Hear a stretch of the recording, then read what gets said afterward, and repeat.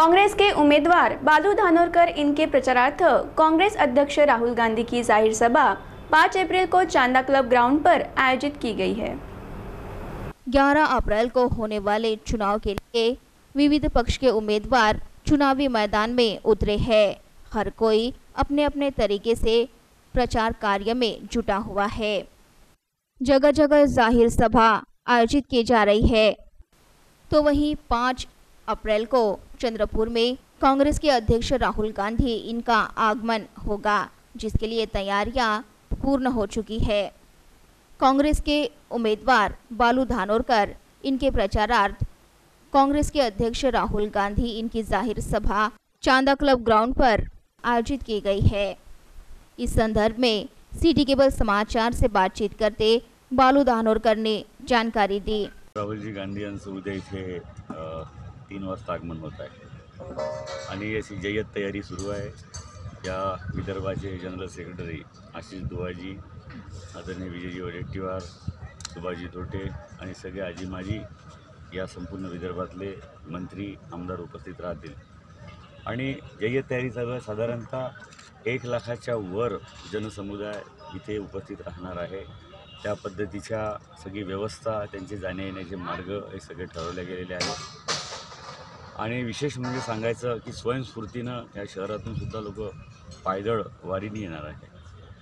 मी जनतेला आवाहन करतो की या देशामध्ये परिवर्तन करण्यासाठी, या देशातली हुकुमशाहीची राजवट नाहीशी करायसाठी, एक लोकशाहीची राजवट आणण्यासाठी जनतेने मोठ्या प्रमाणामध्ये उद्या उपस्थित राहावं आणि आदरणीय राहुलजींचं या देशासाठी, या गांधी कुटुंबाचं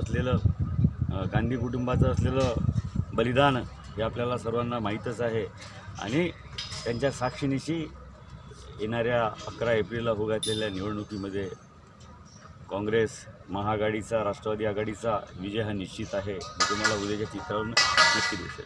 आदरणीय महोदय, काय आहे की मागच्या 2014मध्ये सुद्धा ऊनच होतं, उन्हाच्याच वेळेस निवडणुका झाल्या। लोकांना वाटलं की नवीन माणूस, नवीन चेहरा एक येत आहे, त्याची एक वलय निर्माण झालं होतं, त्याच्यामुळे उन्हातसुद्धा गर्दी होती।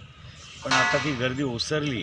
दिलेले वचनं, त्यांच्या वचननाम्यात दिलेले किंवा भाषणं दिलेले त्याची कुठलीही पूर्तता झालेली नाही। त्याच्यामुळे फक्त त्यांचे भक्तच त्यांच्या सभेत उपस्थित आहे, बाकी कोणीही त्यांच्या सभेत राहत नाही। आपल्या निदर्शनास येतात। उद्या कितीही ऊन असलं, किती ऊन तापलं तरी उद्या मोठ्या प्रमाणामध्ये इथे गर्दीचा तुम्हाला जनसागर पाहायला मिळेल। शेतकऱ्याचा मुलगा आहे मी, माझे वडील एक प्रायमरी शिक्षक आहे, अजूनही आमचा शेती हा व्यवसाय आहे आणि फार जवळून मी स्वतः फार गरिबी जवळून बघितलेली आहे।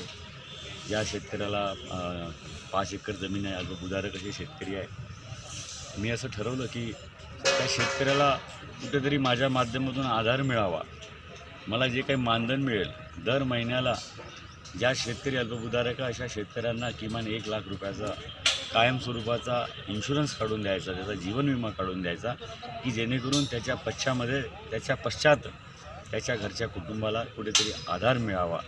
यासाठी मी ही घोषणा केली आणि मी सभागृहातसुद्धा हा प्रश्न उपस्थित करणार आहे की या देशामधून 543 खासदार निवडून द्यायचे आहे। या 543 खासदारापैकी जे खासदार स्वतःचं मानधन घेत नसेल, ते शेतकऱ्याच्या जीवनमानासाठी देत असेल, अशा खासदारांना जेवढा निधी ते त्यांना देतात तेवढाच निधी त्यांना परत केंद्र सरकारने द्यावा। तो शेतकऱ्याच्या हितासाठी द्यावा, त्यांना द्यावा, म्हणजे त्यांना खासदाराला द्यावा हे नाही। जर एखादा खासदार 5 वर्षामध्ये 5,000 शेतकऱ्याचा इन्शुरन्स काढत असेल किंवा 10,000 शेतकऱ्याचा इन्शुरन्स काढत असेल, केंद्र सरकारची जबाबदारी आहे की त्याच भागातल्या त्याच खासदार ज्या पद्धतीनं ती योजना तो राबवती त्या योजनेची परतफेड म्हणून संसदेने हा निर्णय घेतला पाहिजे की त्याला ॲडिशनल तेवढेच पैसे देऊन परत शेतकऱ्याला दिलासा दिला जाईल।